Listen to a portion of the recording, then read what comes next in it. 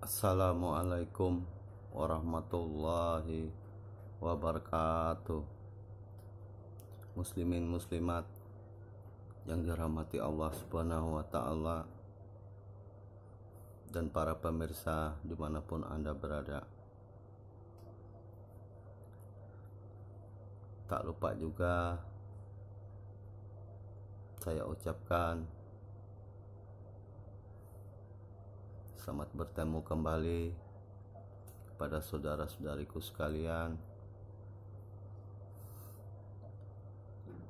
Kita panjatkan puji syukur kita terhadap Tuhan Yang Maha Esa, karena dengan limpahan rahmat-Nya, dengan inayah-Nya, sehingga pada hari ini saya bisa bertemu kembali, bisa menyampaikan kembali salah sedikit secuil dari ilmu Allah yang saya ketahui.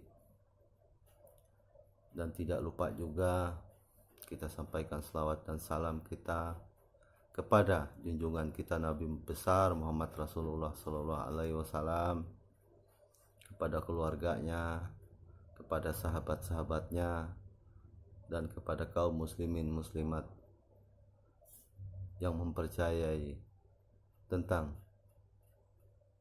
kenabian Nabi kita Muhammad Rasulullah SAW. Untuk kali ini saya bermohon juga agar saudara-saudariku yang pecinta dari ilmu marifat bisa membantu berpartisipasi agar bisa mengklik subscribe-nya, mengklik like-nya, baik komennya, share-nya, agar channel kita ini tetap berkembang dan bersemangat. Untuk kali ini saya menyampaikan yaitu tentang mengenal wajah Allah. Kita di dalam tasawuf, ilmu marifat, sering mendengar semua apa yang kita pandang, disitulah wajah Allah. Kemanapun kita memandang, disitu pun wajah Allah. Kadang-kadang banyak juga yang menyampaikan hanya Allah lah yang kulihat. Nah, adapun dalam hal ini kita jangan terkecoh karena ada makna yang terkandung di dalam kata-kata tersebut. Bagaimana kita hendak melihat Allah? Allah juga berkalam, berfirman dengan hal tersebut, pai nama tuwalu pasama wajahullah, pak aiwalu nama tuwalu pasama wajahullah, yang artinya di mana kamu menghadapkan wajahmu, maka disitulah wajah Allah. Itu firman Allah. Dimanapun kamu menghadapkan wajahmu, maka disitulah wajah Allah. Artinya kemanapun kita memandang wajah kita, maka disitulah wajah Allah. Muslimin muslimat yang dirahmati Allah, kalau kita memandang lautan misalnya, lautan itu kadang kita lihat warnanya biru. Apakah Allah berwarna biru? Tidak mungkin. Terkadang kita melihat ada gelombang, apakah Allah bergelombang? Terus kita memandangkan wajah kita lagi ke gunung, ke gurun, apa yang kita lihat di gunung? Apa yang kita pandang di gurun? Apa mungkin wajah Allah ada di gurun atau di gunung? Ini yang perlu kita kaji, yang perlu kita resapi bersama makna dari kata-kata itu, makna dari firman Allah itu. Kita tidak mungkin begitu kita melihat gunung, wah berarti Allah itu bentuknya tinggi, ada pohon-pohon, ada rumput-rumput. Tidak bisa kita menganggap seperti itu wajah Allah. Kita lihat laut, wah wajah Allah itu biru, ada gelombang-gelombangnya. Tidak mungkin kita menentukan wajah Allah seperti itu. Begitu juga di padang gurun. Kita lihat hanya pasir, hanya debu berterbangan. Apa mungkin wajah Allah seperti itu? Kita lihat masuk ke hutan, melihat pohon kayu, baik besar maupun kecil. Apa mungkin wajah Allah seperti itu? Ini yang perlu kita cermati, yang perlu kita pelajari. Karena Allah itu benar apa yang dikatakan Allah dalam firman-Nya. Dimanapun kamu menghadapkan wajahmu, maka disitulah wajah Allah. Muslimin muslimat, kita tidak bisa langsung memvonis. Kalau kita langsung memvonis apa yang kita lihat itu Allah, itu namanya kita menyembah benda, menyembah hal-hal yang dilarang oleh agama. Karena Allah juga berfirman,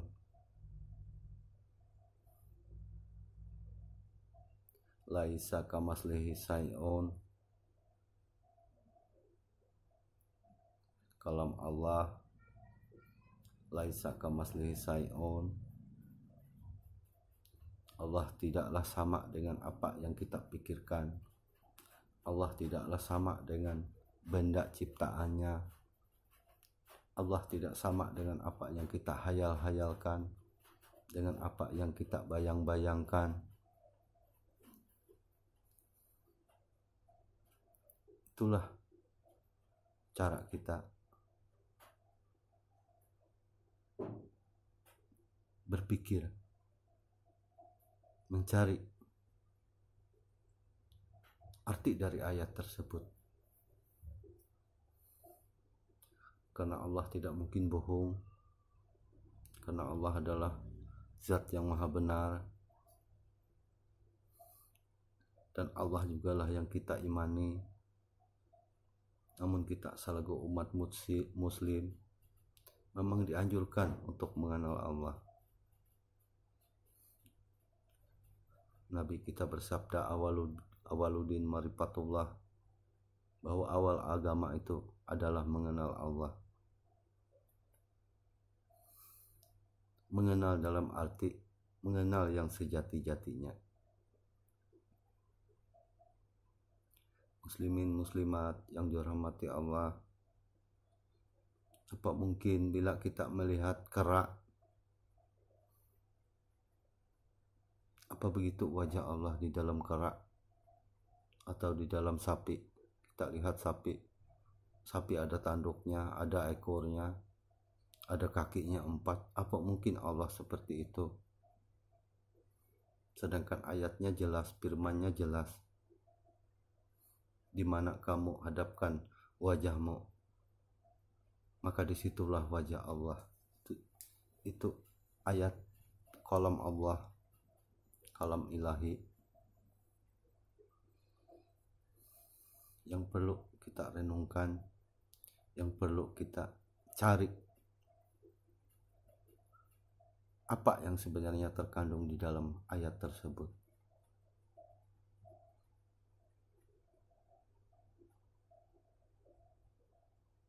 saudara-saudariku sekalian,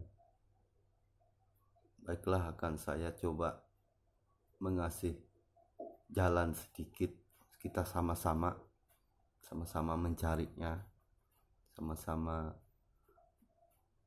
bermusyahadahnya, memikirkannya, memandangnya baik secara zahir maupun secara batin. Saya akan coba menyampaikan hal tersebut. Di dalam mengenal Allah itu, yang perlu kita ketahui ada 7 yang perlu kita perhatikan, yaitu di dalam sifat ma'ani. Di dalam sifat ma'ani ada 7 sifat Allah, yaitu kodrat, iradat, sama, basar, kalam, ilmu, hayat.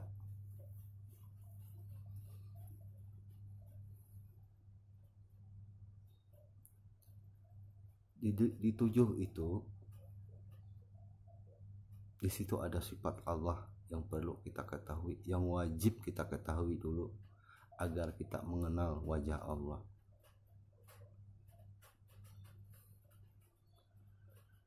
Kita upamakan dulu, kita mengambil salah satu sifatnya dulu. Sifat Allah yaitu basar. Basar artinya melihat.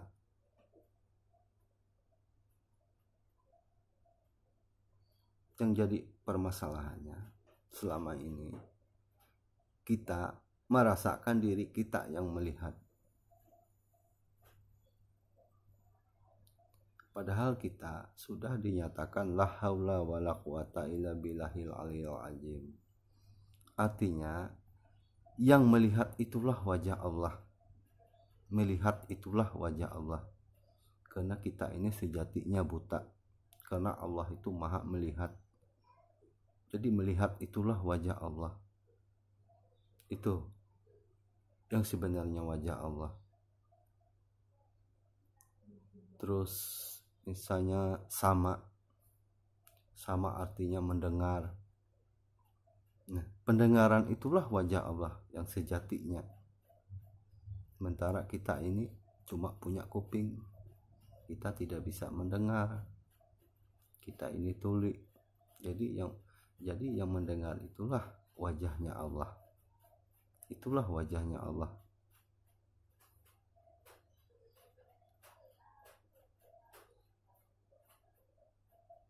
Seperti kalam, berkata-kata. Kata-kata itulah wajah Allah. Seperti ilmu itulah wajah Allah. Luas terbentang di alam jagat raya ini, itu ilmunya Allah. Itulah wajah Allah. Terus hayat itu hidup. Apapun benda yang hidup, apapun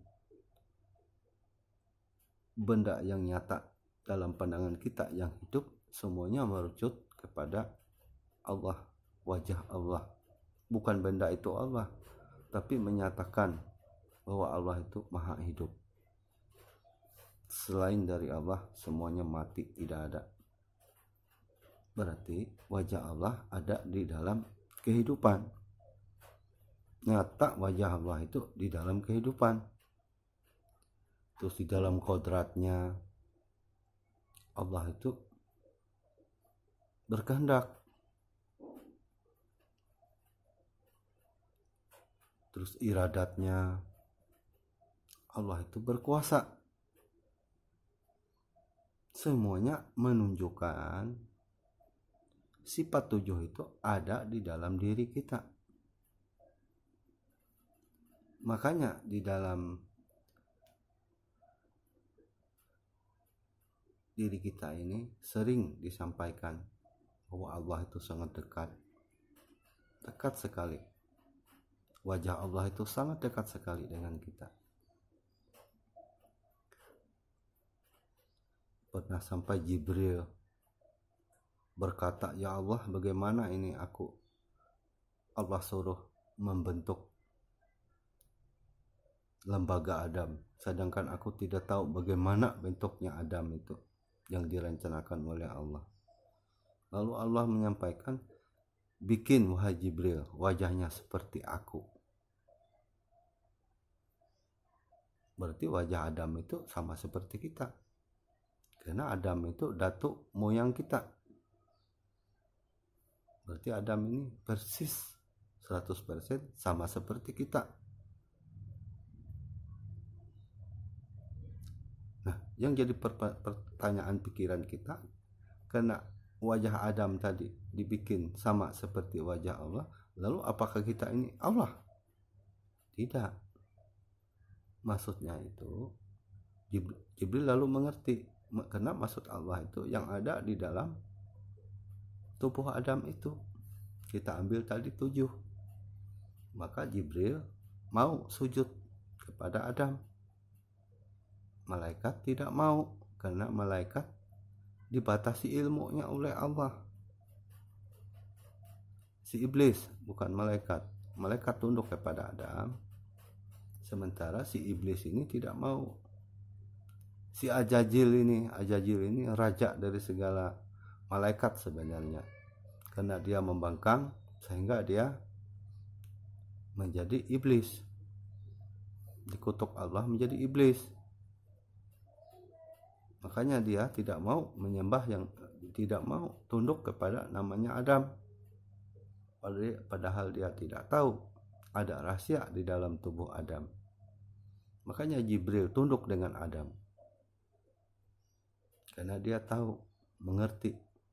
Artinya Jibril itu tunduk dengan kita selaku manusia. Bukan kita hebat dari Jibril. Jibril juga sama, ciptaan Allah juga, tapi sama-sama mengerti. Jibril mengerti dengan tubuh Adam, Adam mengerti dengan tubuh Jibril, karena kedua-duanya sama-sama mempunyai sifat di dalam dirinya.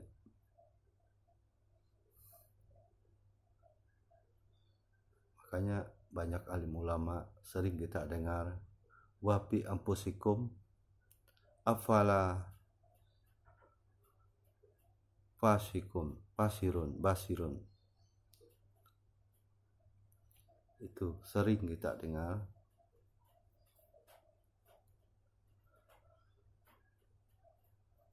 Wapi ampusikum afala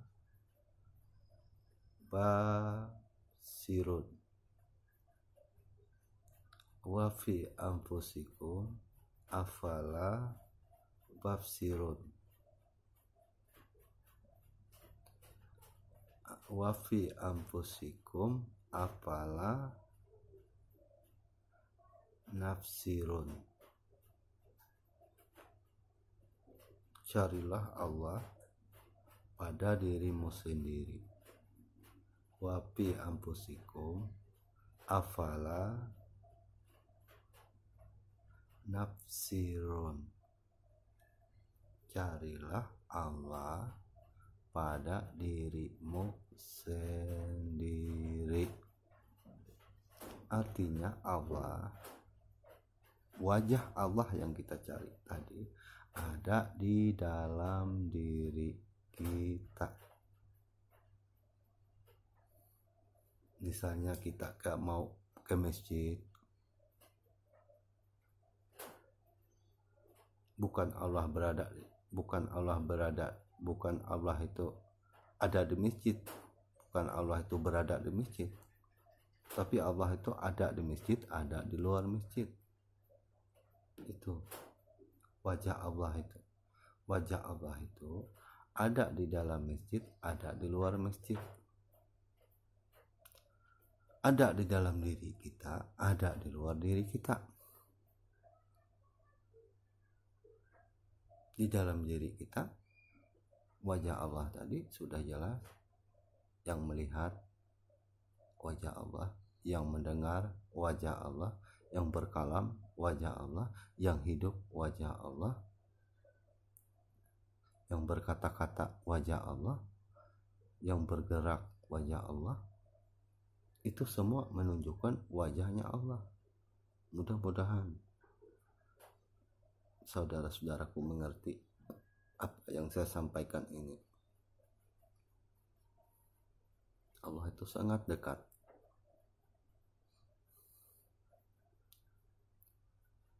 Misalnya kita naik mobil, bukan Allah itu mobil, tapi Allah itu ada di mobil, baik pun di luar mobil, karena Allah itu tidak bertempat. Jangan sampai ada pikiran kita menyatakan atau menginiatkan bahwa Allah itu bertempat. Allah itu tidak bertempat. Nah, itu. Jadi Allah itu sudah saya jelaskan tadi, ada di dalam diri kita dan ada di luar diri kita. Di dalam diri kita tadi, kenalah wajah Allah dengan pandanganmu, bahwa pandanganmu itulah wajah Allah, pendengaranmu itulah wajah Allah, kata-katamu itulah wajah Allah. Makanya berkatalah kita dengan baik. Jangan kata-kata kita tidak baik, karena kita sudah mengetahui rahasia tadi.